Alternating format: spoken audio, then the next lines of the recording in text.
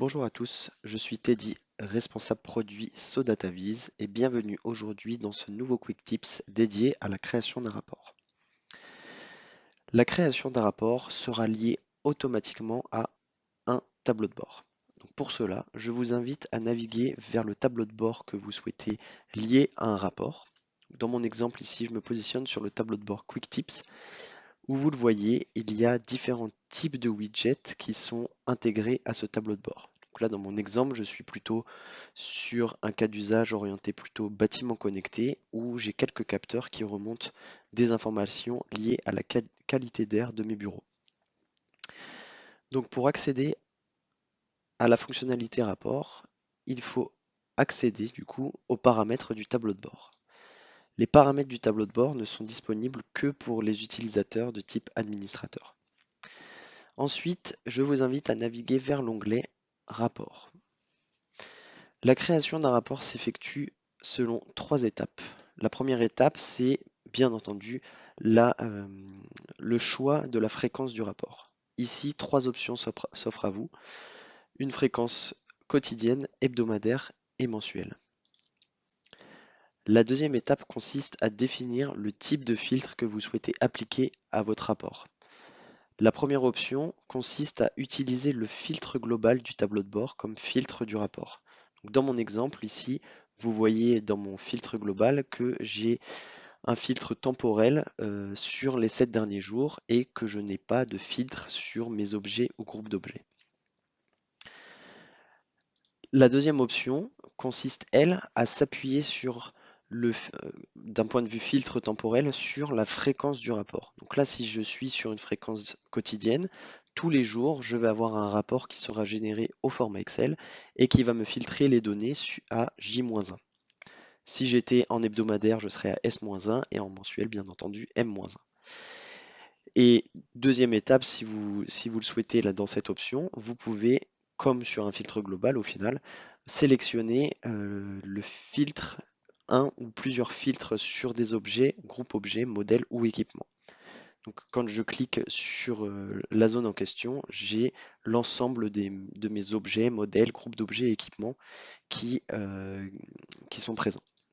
Lorsque je le laisse vide, bien entendu, euh, il n'y a aucun filtre qui s'applique sur mes objets. Ok, donc dans mon exemple, je reviens sur le filtre global du tableau de bord. Et la troisième étape de création d'un rapport, c'est le choix des destinataires qui recevront l'email.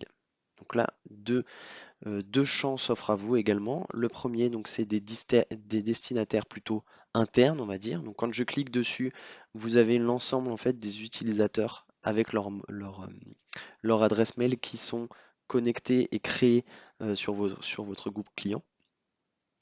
Donc, je vais me rechercher. Et sinon, deuxième option, vous pouvez renseigner à la main des adresses mail de destinataires externes à votre entreprise. Voilà, il suffit juste maintenant à cliquer sur sauvegarder et fermer et votre rapport est créé. Petite remarque complémentaire, vous savez que vous pouvez appliquer des filtres spécifiques à des widgets. Donc si je prends l'exemple ici sur mon widget de type tableau sur l'historique de mes alertes, hop, je viens appliquer un filtre, admettons sur les 2 derniers mois, j'ai envie de voir toutes les alertes qui ont été créées. Voilà, donc quand vous allez recevoir votre rapport, tout rapport va prendre en compte les filtres, soit les filtres globaux du tableau de bord, soit les filtres définis dans la deuxième option du rapport. Mais quoi qu'il arrive, les filtres appliqués au widget seront prioritaires sur les filtres globaux ou du rapport.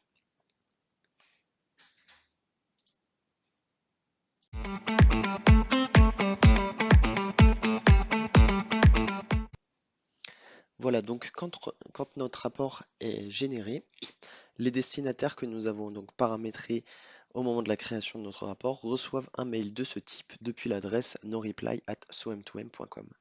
On retrouve donc les principales informations du rapport, à savoir le nom du tableau de bord et le groupe client en question. Et surtout, on retrouve en pièce jointe notre rapport au format Excel. Voilà donc à quoi ressemble notre rapport. On retrouve bien le filtre temporel que nous avons défini à la création du rapport. Donc souvenez-vous, j'avais choisi la première option qui consistait à choisir le filtre global du tableau de bord, donc qui était sur à J-7. On retrouve le filtre, enfin si oui ou non il y a un filtre sur un objet ou un groupe d'objets. Et ensuite, ben, on retrouve les différents widgets. Et vous remarquez ici, notamment sur notre widget de type tableau alerte envoyée, on voit bien que la période propre à ce widget a été prise en compte par rapport au filtre global de notre rapport.